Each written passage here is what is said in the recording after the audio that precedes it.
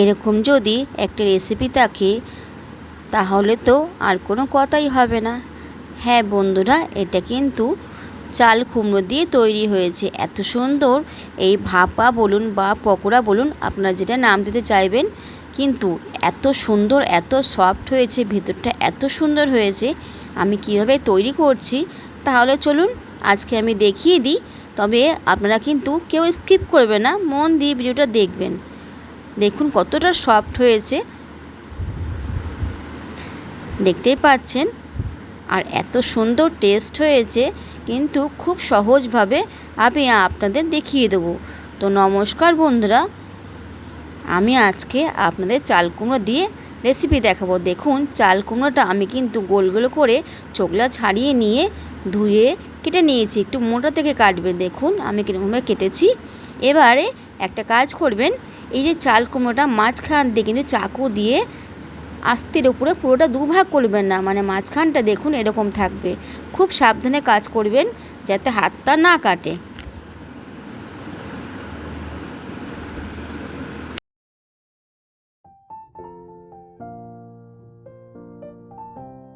প্রত্যেক কটা চাল কুমড়ো কিন্তু আমি এরকমভাবে কেটে নেবো বন্ধুরা, দেখুন।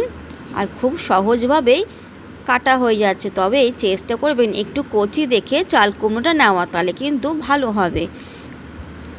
দেখুন সব একই রকমভাবে আমার কাটা রেডি হয়ে গেছে।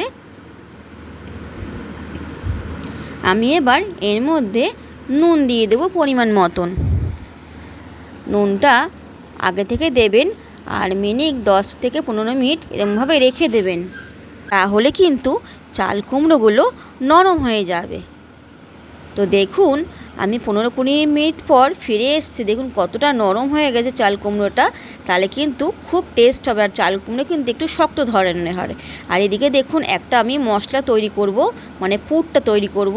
কালো সর্ষে, সাদা সর্ষে, পোস্ত, কাঁচা লঙ্কা আর 2 কোয়া রসুন আর একটু কালো জিরে। দেখুন আমি সব একসঙ্গে দিয়ে দেবো। আর অবশ্যই কিন্তু এর মধ্যে জল দেবেন না, মানে সামান্য একটু জল, জাস্ট মশলাটা পেস্ট হওয়ার জন্য। জল দিলে কিন্তু এটার পাতলা হয়ে গেলে কিন্তু ভিতরে ভাপাটা দেওয়া যাবে না। দেখুন আমি একদম সামান্য একটু জল দিয়েছি। চলুন ভালো করে মিহিন করে পেস্ট করে নিয়ে চলে আসি। তো দেখুন ভালো করে আমার মিহিন করে দেখুন পেস্টটা হয়েছে, কিন্তু জল কিন্তু একদম কম হয়েছে। এবারে আমি কি করব দেখুন, ফলো করবেন বন্ধুরা। দেখুন একটা চাল কুমড়ো নিলাম, এবারে ওই যে মাঝখান দিয়ে কেটে নিয়েছিলাম এর মধ্যে আমি ওই পুরটা দিয়ে দিলাম। অবশ্যই কিন্তু আপনারা নুনটা দিয়ে দেবেন। আমি কিন্তু বাটা মশলার মধ্যে নুন দিয়েছি বলে তাই আমি আর দিলাম না। দেখুন সব করে এরমভাবে আমি পুরটা ভরে নেব।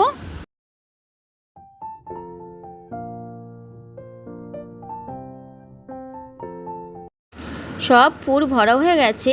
এবারে একটা বেসনের পুর তৈরি করবেন। একটু চালের গুঁড়ো, একটু বেসন, নুন, হলুদ পরিমাণ মতন। খুব মোটা বেসন পুর তৈরি করবেন না, তাহলে কিন্তু খেতে ভালো লাগবে না। দেখুন আমি উপর থেকে ছড়িয়ে দিচ্ছি। খুবই সহজভাবে দেখাচ্ছি, আর একদমই তেল কম দিয়ে কিন্তু রেসিপিটা হয়ে যায় বন্ধুরা।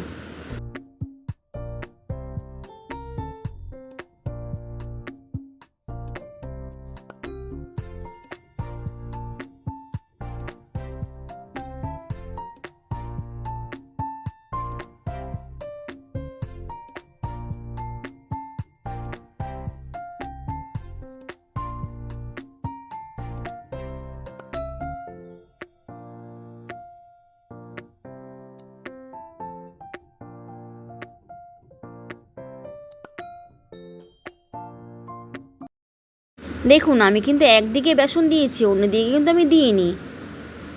চলুন এবার একটা তাওয়া বসিয়ে নেব ওভেনের মধ্যে।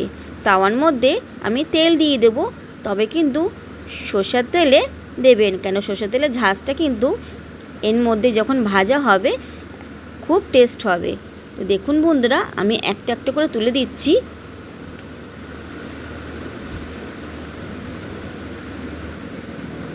সুন্দরভাবে কিন্তু ভাজা হয়ে যাবে, একটা একটা করে দেবেন।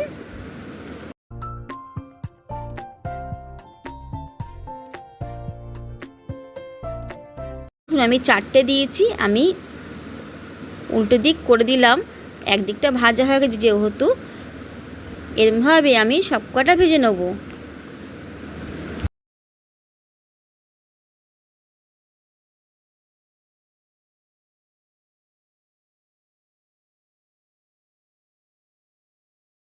আর কিন্তু আমার তেল লাগবে না, এই তেলেই কিন্তু আমার ভাজা হয়ে যাবে। সেই জন্য বলেছি কিন্তু এই যে চাল কুমড়োটা কিন্তু আগের থেকে নুন মাখিয়ে রাখবেন, তাহলে কিন্তু অনেকটা জল ছেড়ে যাবে আর তেল কিন্তু একদমই কম লাগবে।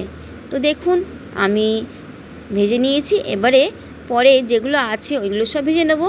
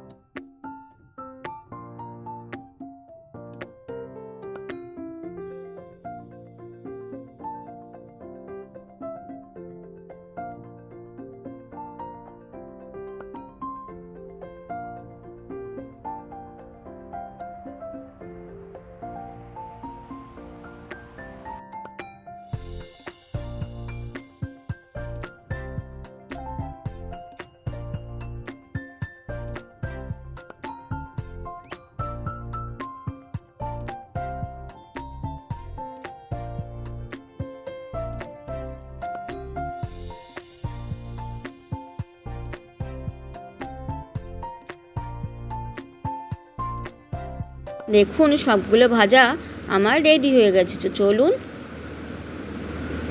চাল কুমড়ো সর্ষে পোস্ত দিয়ে এই রেসিপিটি তৈরি করা আপনাদের কেমন লাগলো অবশ্যই আমাকে জানাবেন বন্ধুরা। তো চলুন আজকের মতন এখানে বিদায় নিলাম, টাটা, বাই বাই।